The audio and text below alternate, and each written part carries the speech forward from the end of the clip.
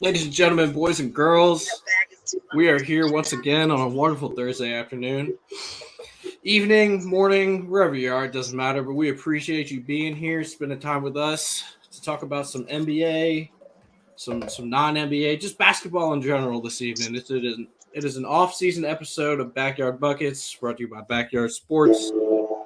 I am Bentley Danger, and I have a mobile unit in the house tonight. What is up, my man, Dick Pepperfield? Yeah, we're on the road. Got the wife driving, and I'm broadcasting from the passenger seat. So excited to talk some basketball while we're going down the highway. Nice. Glad to hear that you're being safe. We appreciate that on this holiday Yes, sir. weekend. We appreciate that for sure.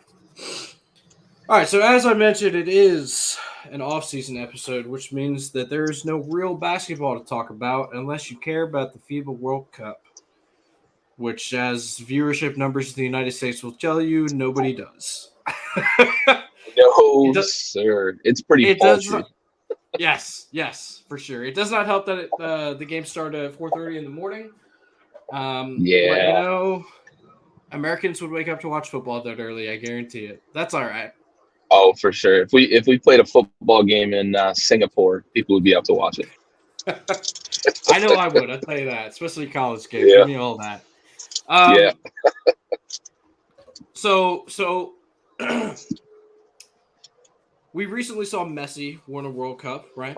It's kind of the last thing Yes, to do sir. on his resume. This FIBA World Cup is not nearly as corrupt as the FIFA World Cup, and that's okay. But the unique thing that the two World Cups share in common, that's kind of an oxymoron. I said unique and common in the same sentence, but that's all right. We'll roll with it. The two things that these World Cups have in common is that at the end of them, you are crowned a world champion of whichever sport you competed in, right? And that phrasing right there is very important because it rose to the top of the news stories this day. There was a former, I don't believe he's a world champion, but he competed in a World Olympic Games for track and field one, Noah Lyles. Now, for those of y'all who do not know who Noah Lyles is, do not fear. You are not alone. I also had to Google him, as I'm I sure a lot imagine of people most did. people who saw that soundbite probably didn't know who he was before that soundbite. Yeah, he's the Giants' defensive lineman trying to take down Aaron Rodgers. He's like, I don't know who you are, bud. Oh, yeah. I don't know who you are. Yeah, you do. Yeah, you do. But Noah Lyles, track and star stud, came out with some hot takes this week. He said that I don't understand why NBA champions get to call themselves world champions. They're not competing against everyone in the world. Gary, what did you think when you heard that for the first time? Yeah, this reminds me of a lot of times we hear this with like the NFL, right? Because the NFL truly, for the longest time, has been really a purely American sport. Now, the NFL has done a good job of kind of growing outside the borders and playing in Europe, playing in Mexico. Even we've gone to Asia with football games before. It's interesting when you can make that argument against the NFL, but I don't understand it in the context of the NBA, right? And I'll go back to a point that you made a moment ago, right? At the end of the World Cups, right? You don't often hear, especially in soccer, right? You don't often hear them say that I'm a world champ, or they don't talk about Messi as a world champ, right? Because the World Cup is its own prestigious award. So they literally, anytime you talk about the World Cup, they will say World Cup champs, despite the fact that they are. Oh, Gary's lagging behind here a little bit. But I believe the point that he was looking to make there. With this. Oh, sorry. I'm going to come in and out. I'm going to do my best to stay with it, but but it is interesting with the NBA because it truly is a global game, right? And it's the best league in the world. It's not the only league in the world, but it is the best league in the world.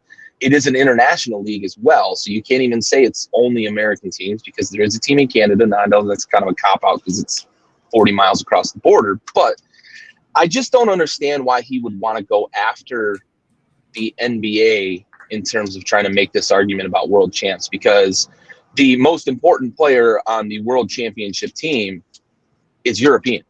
Mm-hmm. And, some of the best players in the game, right? You talk Luka, you talk Giannis, you talk,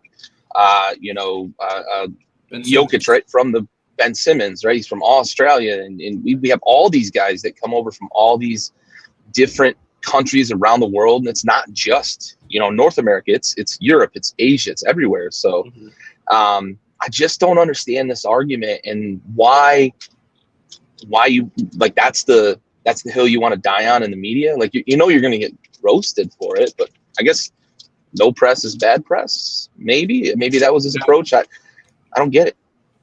I didn't really understand it either. The only person in the world I think that probably made a public statement on supporting his claim was a guy who spoke to the media 13 years ago and said something similarly. That would be Greg Popovich, whose opinion we all respect greatly when it comes to talking about basketball. However, I also think that he was wrong at the time also, right? Like, right. He had international players on his team. Yeah, that's kind of what he was known for, right? He's the first Right. He's the first border breaker international guy. It's like, I mean, he if anyone would understand the struggle of bringing someone from another country to play in our country, in our league, it would be Pop. And then he's like, we're not world champs. It's like, all right, dude. But like Gary said, it's the best league in the world, right? It's the most competitive, the highest level of talent. Without a shadow of a doubt, if you actually got all of the best American players to play, unlike what's happening in the FIBA World Cup right now, we would smoke the rest of the country if they were split up individually. Now, there may be a case to be made that, like, if you were to do a Ryder Cup style tournament where you got all of Europe, all of Asia, like all of South America, whatnot, then it would be sort of a competition. However, if we were to do it that way, we'd also get Canada, and I think that we probably would just smoke them if that were the case, because Canada has some absolute dogs on their roster. But it is just interesting to hear the backlash that he received for saying that, like, they're not world champs. It's like, okay, but when they stand up on the podium, sure, they say, you're NBA world champs or whatever, but you don't hear guys who have won NBA titles going around touting themselves as world champions. Like you right. It's always like with the World Cup, you hear NBA champion, right? All the time. For sure. Yeah. So kind of go ahead. Yeah, just one last thing before we, kind of pivot into the next similar topic. It would be really cool if we could, but I don't think we would ever have enough money or convince players in any way to do so. But if we had like a Champions League, like European soccer leagues do, that would be cool, right? Yes. Take the NBA champs against the Aussie champs, against the Lebanese champs, against the, whoever, right? The Spanish league, the French league, all these really good basketball leagues. Like, let's not downplay the fact that there are some really good non-NBA basketball leagues across the globe. But as you mentioned a moment ago, the talent that ends up in the NBA, it dwarfs, right, what we see in other leagues. And, that's just kind of the reality of it. And another point, in the favor of saying, okay, well, let's they're world champs. Let's not worry too much about semantics with it, because it is the best players in the world. Yeah. I'm glad you brought up that point about the Champions League, because I was going to touch That'd on be that. Awesome. Yeah. I mean, nobody in the soccer or football world, whatever you want to call it, touts the Champions League champion as world champion, right? However, they probably would have every right to do so, because there's no chance an MLS team is going over there and taking that cup, right? But I agree, it would be awesome if we can get the champs from all of the different leagues across the globe to kind of get this Champions League tournament going together. I think that'd be super, super fun if we were able to establish something like that. Or like the Ryder Cup thing that I mentioned earlier, like just get all that'd of be cool too. Yeah, yep. Like any type of thing to kind of settle the debate of like which region of the world really dominates the sport of basketball above the rest. Obviously, we'd all root for the U.S., but it should be super entertaining to watch. And it would even be super cool to see players like right now. Kyle Anderson is playing for China, right? Like what are these players? Like, are there other players in the NBA who would choose to play for a different country? Like, Embiid is technically eligible to play for Team France. Is he going to play for France? Is he going to play for Cameroon? Is he, it would just be interesting. Yep. Yeah, he's got several options, right? And he's not the only one. There's players that are native born, on one continent continent, played basketball on another continent, and then ended up in the NBA, right? He's not the only one. So, yeah, that'd be really interesting to see how that would play out for sure. Yep. All right, so you mentioned earlier we're going to pivot here, and we are going to do so. We're going to stay sort of in the vein of world champions, right? We talked about how when you win an NBA championship, you are dubbed the world champion. There were comments made this week on a podcast, and I believe it was Gilbert Arenas' podcast. Forgive me for not knowing the exact reference there. But No Chill Gil was out in full effect this week. He had Rashad McCants, former NCAA champion at North Carolina, on his show, and they were going back and forth. And basically the gist of it was that Rashad McCants said that his team that he played for once upon a time in Lebanon had a chance to beat the now world champion Denver Nuggets. And Gilbert Arenas lost his mind. Excuse the children in the car, but he said, "Get the fuck out of here." And I feel you, Gil. Saying there's a chance, come on, bro. Like, sure, the chance is not 0% of y'all winning, but it's whatever as close to 0 as you can get. It's barely over 0. Yeah. Oh man. Look, I understand, right? As someone who grew up playing sports a lot, right? You have kind of an apex mentality, especially if you're playing competitively, and especially if like you are talented in a sport. And obviously, Rashad McCants is a talented basketball player because he made it to the NBA. You don't just stumble, unless you're Steven Adams, of course.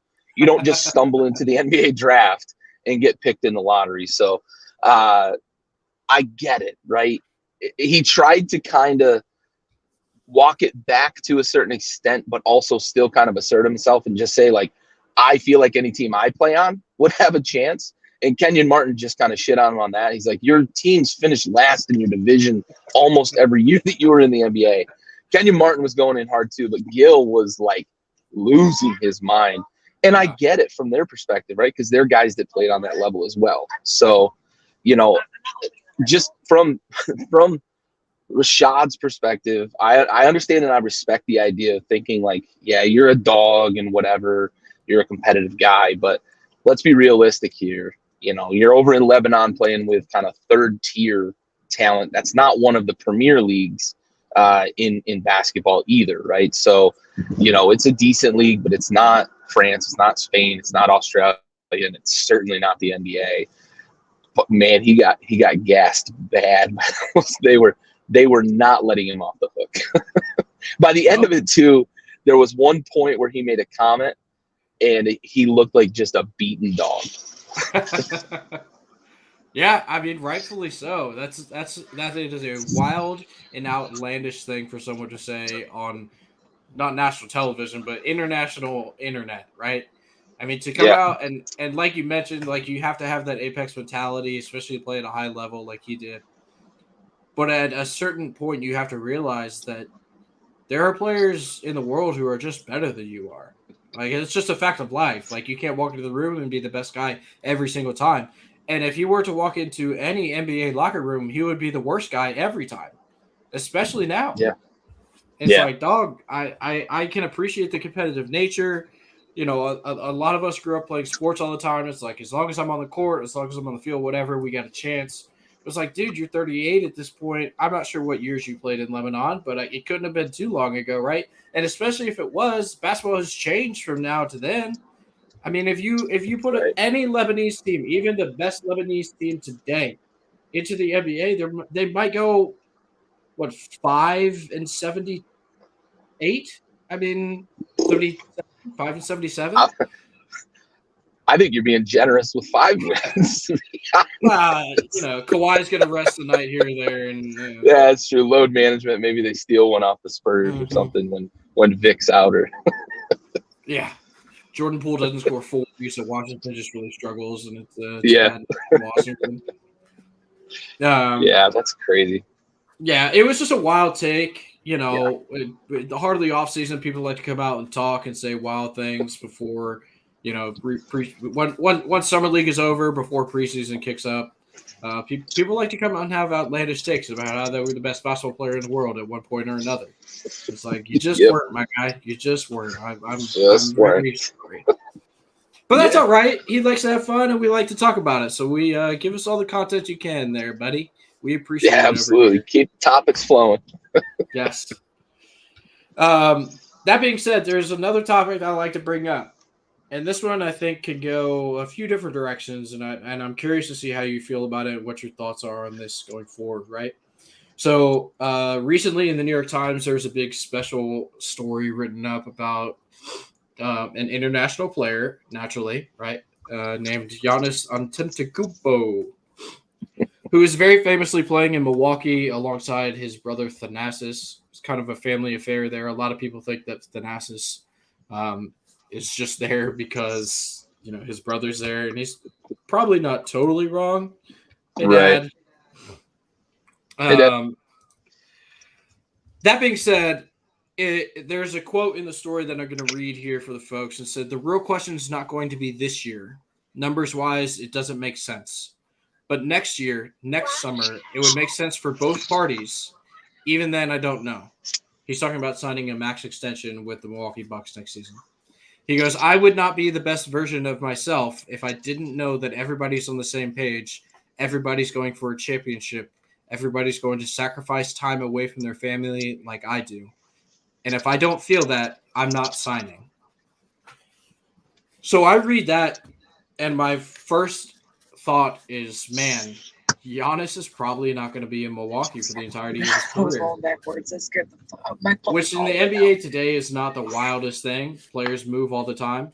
But Giannis was kind of the guy that we thought, hey, he's been given a chance. He's made the most of his opportunity. He's going to be a homegrown guy. He'll take the discount. He doesn't love being in the media, doesn't love the big city. It was almost adjacent to what Aaron Rodgers did when he was in Green Bay. They're up there in the Great White North, don't love the media all that much. I'm going to take the deal. I'm going to stay here forever. And then Aaron Rodgers left, right? So Gary, He went to New York. He went to New York, right? So Gary, I'll ask you, and then after we get your thoughts on this, I have another piece of the story that I'm going to tie into it, right? So Gary, Coincidentally, Gary, right? Yeah, coincidentally. Gary, give me your thoughts on what just initial thoughts after hearing that quote. Yeah, my initial thought is it's too soon. You don't do this in the off season before your final season in the league. I think this is something that gets handled. You're going to get the questions, right? And I think you have to have a game plan. And he's going to handle it however he wants. He's a pro. He's an adult. He's got an agent that's probably given him some sort of consultation on this and recommendation. But it feels too early to me because it's potentially going to create a lot of turmoil this year in Milwaukee in that locker room, with potentially free agency, with potentially figuring out if this new coach is the long-term answer, et cetera. So, again, he's going to do what he wants, and however he's handling it is how he feels is the best way to handle it. But for me, it just feels like, why do you do this in the off season when there's no news right now? Yeah. Right. Everything's kind of quiet on the home front. You create this news cycle that could potentially spin into something much bigger in Milwaukee in kind of a pivotal season for them, because one, it is his last season on contract. Two, they just, made it a concerted effort in the offseason to continue to keep that cohesion and keep the locker room together for him. And three, you mentioned it, right? Thanasis is there because Giannis wants him there. Not because Milwaukee wants him there, but because Giannis wants him there. So, Milwaukee has done a lot of things this offseason to really capitulate and make sure that they're taking care of Giannis. And for this to come out at this time, it just feels really awkward. But on the flip side, I understand what he's saying, right? From principal perspective, he's not getting any younger. He's been in the league for what feels like 20 years. I think he's still only, 31, I believe, this season. Not getting any younger. Wants to really put together championships to build his legacy. And I don't know where he goes necessarily right off the bat that he can still be that guy, but also, work toward championships, because not a lot of teams have, and of course you could always create space, but not a lot of teams are going to have the space to sign, that guy. So and still keep a roster together. The way Milwaukee's been able to kind of tightrope walk the salary cap and stuff and keeping a lot of their role players together, it feels like really bad timing. But to play devil's advocate on my own point, I understand what he's saying. You want to be aligned. You want to have a mission. You want to have a vision because he's not getting any younger. And he's been one of the 3 best players in the league for about 6 years now. Yeah, for sure. You listen to professional athletes, former head coaches, GMs from any sport, and mainly basketball really be where the stars carry the most weight. But you say, what's the most important thing in a locker room? And it's the relationship between the front office and the star player, right? Again, especially in basketball, because your star player has so much power in the organization.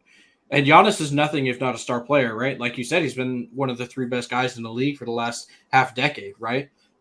So if he goes, obviously he's playing there this season. Like you mentioned, they brought back all of their guys, right? You bring back Middleton on a big deal, Brook Lopez on what probably will be a team-friendly deal when the cap goes up.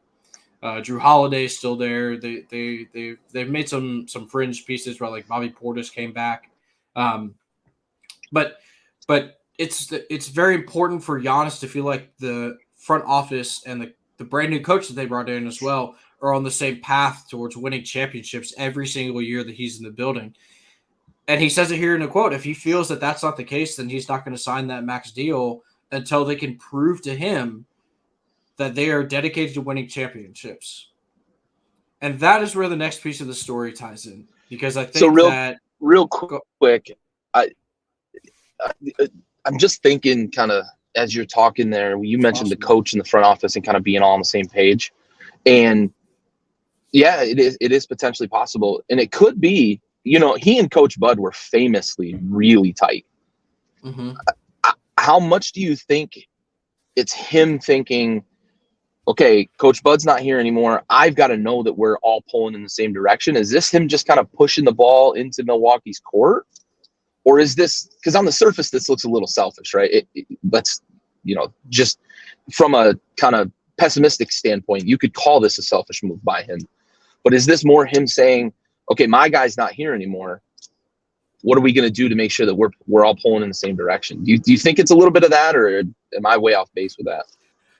No, I think you're definitely right. In this kind of new era of new media, as we'll call it, the superstars in the NBA have used alternative media. This not being alternative because it was New York Times, but they've used the media outlets to their benefit to send messages to the front office rather than just walking in and telling the GM straight up, right? So I definitely think that it is. I hesitate to call it selfish, right? Because he's at least telling the team, hey, there's an opportunity for us to get in line.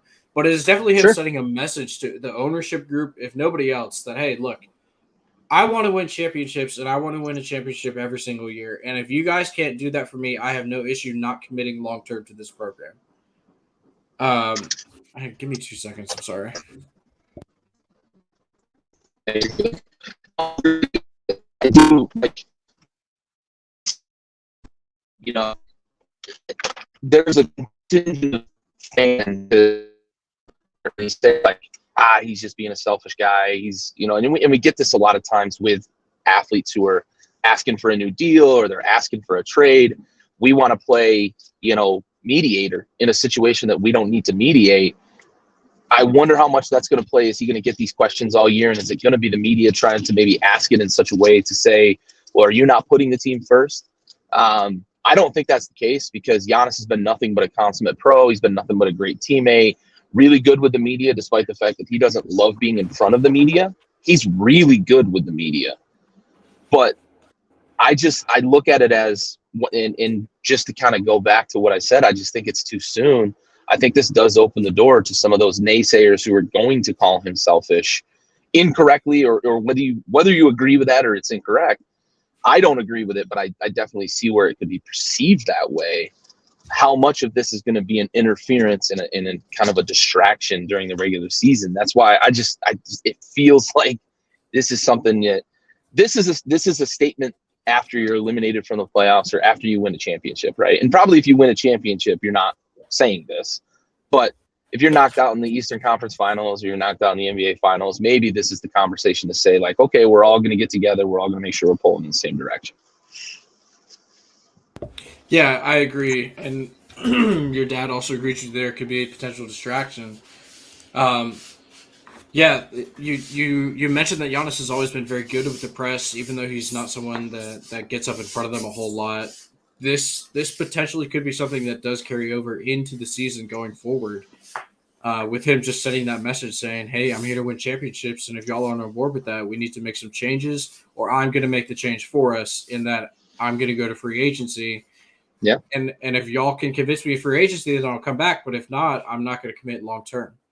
Which yeah, is absolutely his right, and we've seen it a lot with the player empowerment era going on right now. oh, absolutely. One key point to you saying that he's not selfish is that he brought his brother with him, Thanasis, to Milwaukee, and essentially was like, "Hey, this is a family affair now. I'm Yep. going to be here, but it's going to be with my brother." And he got his Yep. brother a payday, right? His brother came back on a fully guaranteed $2 million deal after he being Thanasis kind of flirted with joining the Knicks. Yeah. Which for many years, for decades, the Knicks have been starved for star talent in New York City. Aside from Carmelo Anthony, really. But even he didn't do much winning there, right? Yeah.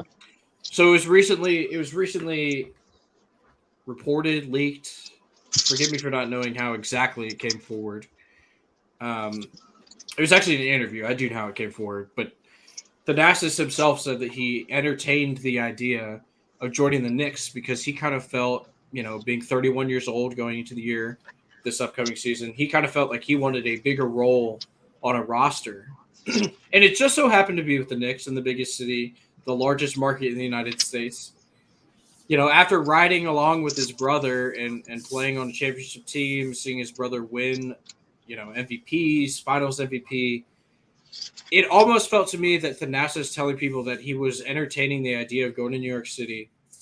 And then this piece coming out about Giannis saying that if we're not going to win championships, I'm going to forego this massive extension with you guys and kind of test the market a little bit. Do you think there's any weight to what Thanasis said about joining the Knicks? And is there any foreshadowing there potentially of Giannis jumping ship and following his brother to the Big Apple? That's what I think it more is for the Knicks, right? They'll pay Thanasis. Maybe they'll even let him play a bunch this year and let him feel like he's got a bigger role on a team. This feels like, right, the Knicks potentially bringing in Thanasis because, as we already discussed, right, he's not in the NBA if Giannis isn't in the NBA, most likely, right? Maybe he's a fringe roster guy. Maybe he's a 15th guy on a roster that gets activated when there's injuries or whatever, but he's not a piece on a roster if Giannis isn't in Milwaukee and says this is a family affair, right? So this feels a little bit like, remember last year when the Broncos hired Nathaniel Hackett and everybody was like, oh, that's them saying they're going to bring in Aaron Rodgers, right? Because they're buddies and blah, blah, blah. It feels a lot like that, right? If I'm the Knicks and I know that if I can just entice Thanasis to come to New York, I might be able to get Giannis. I'm 100% taking that chance because as you put it so perfectly, they have been starved. And that's why they made the move for Melo. Unfortunately, the move for Melo also laid their roster bare and killed all of their draft assets and all of their building blocks. So they ended up with just a vacuum there of one star player that did basically all the scoring, but they couldn't win because they had no other pieces. The Knicks, if they could get a Giannis in free agency, that's a major, major coup for that organization who has been in every single big free agency negotiation and missed over the last 20 years. That would be a huge coup for them. And like I said, if I'm the Knicks, I'm 100% calling Thanasis every day. Like, you sure you don't want to come back to the big city? You sure you don't want to come back to the East Coast? We got a nice, we got Madison Square Garden. You can see concerts all the time, and Jay-Z's in the city, like all that. You have to take that chance. Obviously, they swung and missed in the end, but yeah, for sure. I do think it's And Thanasis saying that, maybe that was what the Knicks were kind of putting in his ear in terms of having a bigger role. But, in the end, he's the proxy to try to get Giannis there. Yeah, 100%. I mean, he being Giannis has been very transparent so far in his career, saying like, this is a family affair here. If I'm in, my brother's in type deal. So I agree with you totally that if there's any chance, I think, of Giannis being even interested a little bit in my city, first call I'm making is to Giannis. Second call I'm making is to Thanasis, saying, "Hey, buddy, would you like to play? I know you want to play. Come on over to my team." Your dad brought up a good question. Said what teams could possibly afford both of them. The unfortunate thing about this is that the teams that can afford both of them are the teams that neither of them are going to want to play for, right? It's going to be the bad teams, right? Like San Antonio has a ton of cap space. Now, Giannis may see like a lot of potential in Wemby and be like, oh, in 2 years they're going to be really good. Or like Houston this year had a ton of cap space, right? And they gave it all to Fred VanVleet, which, they just kind of missed their window. Like Utah is going to have a bunch of cap room coming up, and they're going to have a bunch of assets if they want to try. Like if Giannis after next year is like, I want to trade, or during next year, whatever. However, if they start off really slowly and he's like, I'm not signing, trade me now type deal.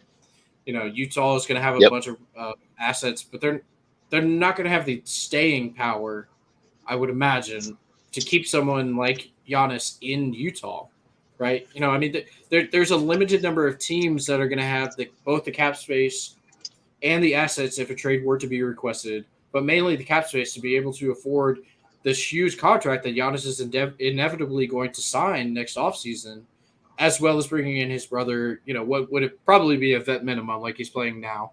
But you still, the main thing is that you're going to have to be able to afford Giannis. So it's going to be teams at the bottom of the league is my assumption.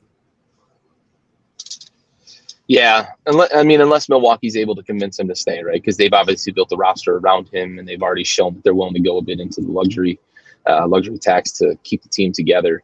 You're absolutely right. You're looking at teams. Is it OKC? Do they move some of those young pieces to make room for him on the roster and pay him money? We've seen in the past they're not super willing to pay guys, right? Houston, can they get out from under that Van Vliet contract? The kind of going thing in the NBA is that no contract is untradeable, but there are some assets that are much more difficult to trade than others. So do you have to kind of give up some of that talent to get rid of that contract so you can bring in Giannis? And then do you have enough to get him? So you're absolutely right. I think it's, you're looking at the big markets, you're looking at the big cities. I think one intriguing prospect is if LeBron retires after this year, which I don't think is a good possibility. I do believe that he's going to stick around long enough to play with his son. But if LeBron injuries and, maybe things get slower for him this year and he decides he's going to hang it up, the Lakers would then have a nice little pocket of money to be able to bring him in. And LA is one of those cities, right? It's a city that you can then, market Giannis the way he needs to be marketed as that superstar and retain him, despite the fact that the Lakers are not one of the more wealthy franchises in basketball. But if that LeBron contract does go away, which I do think is a low possibility, but it would be intriguing to see whether or not he would entertain that big city, because he's going to have a lot more media than he gets in Milwaukee, despite how much media they do get because it's the NBA. New York, Milwaukee, those two cities mainly are really under the magnifying glass. So if he does go to one of those two, it would also be interesting to see how he handles that. Yeah, for sure. I got another one for you here. Mm-hmm. So we've been talking a lot about Damian Lillard going to Miami. Mm-hmm. There's been pushback from the rest of the league and from league sources, right? Kind of come from everywhere, saying that like it's really not a possibility because the trade package that Miami has to give to Portland is not there, right? Yeah. So let's say hypothetical here, Dame does not end up in Miami. Is that somewhere you could see Giannis entertaining a visit to?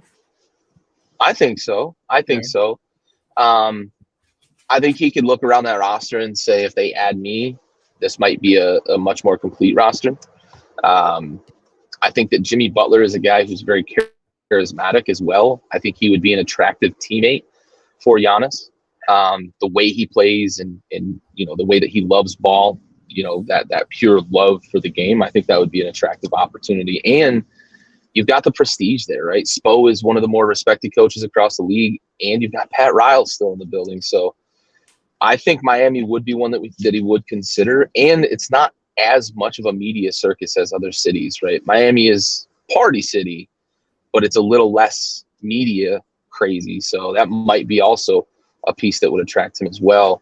I think the San Antonio piece is really, I like that you brought up San Antonio, because if Vic goes out and plays the way we think he's going to play as a rookie, man, put those two freaks of nature together on a team. Ooh, boy, that would be really interesting. And then immediately San Antonio becomes a free agent destination, and you could really start to build out a roster if you've got those two. So I think that would be a really intriguing opportunity, and I think that would take the Spurs from saying, okay, we're 3, 4, 5 years from really having what we think could be a new dynasty, right? Because that's what they're trying to rebuild, to immediately saying, shit, we can compete now. Yeah. In a Western Conference that's down too. Like the Western Conference is not as deep, I think, as it, in the last couple of years. We've seen a lot of talent.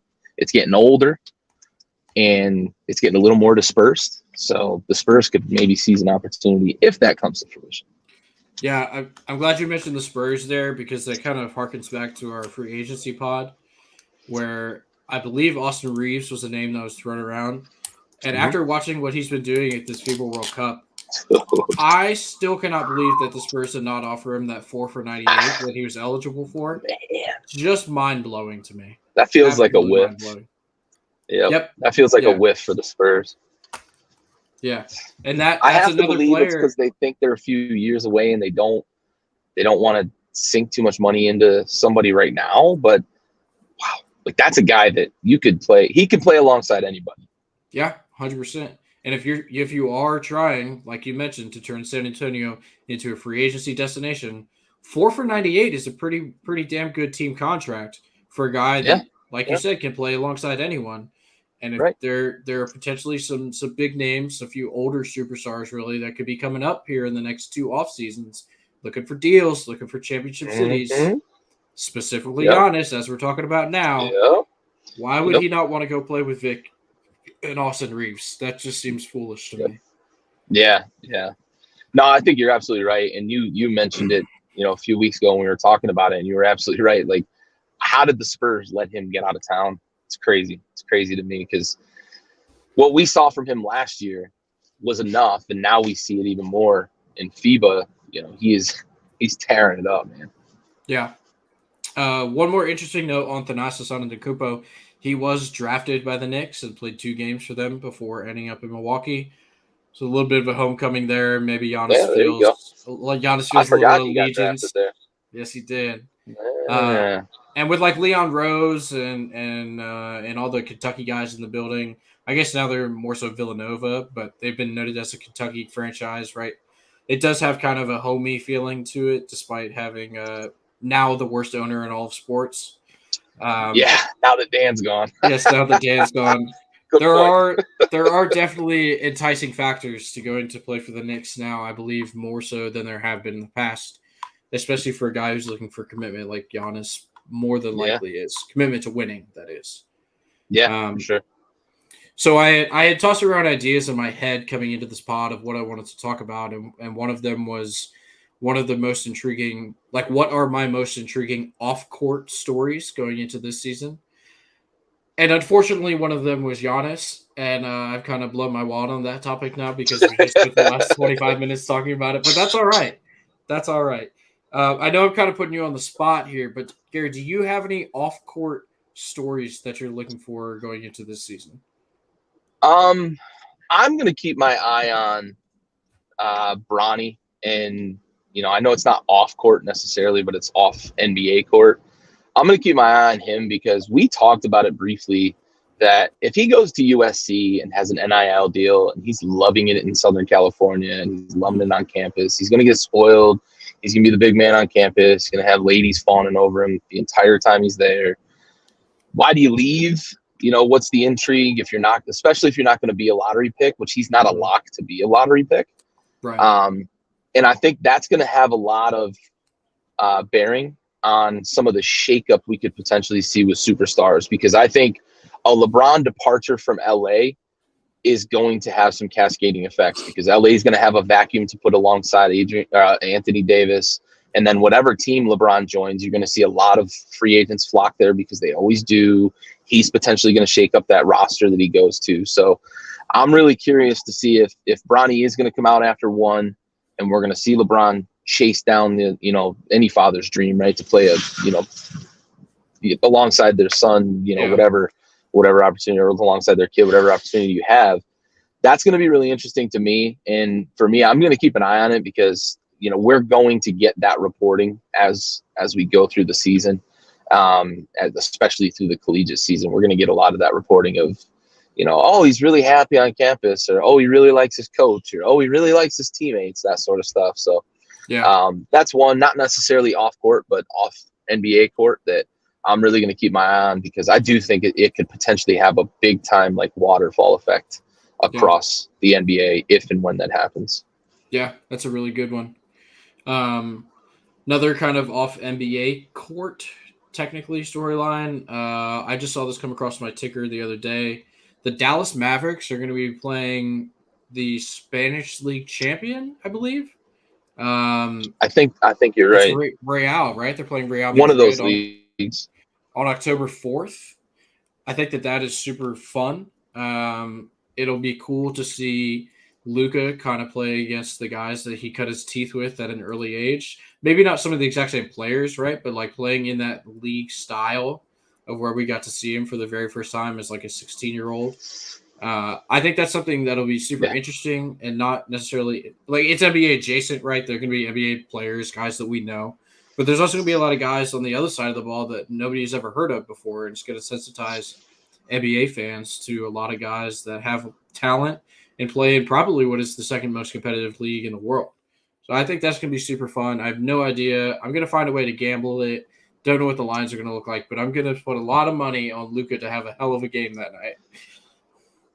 Yeah, he's going to show his ass. Yeah.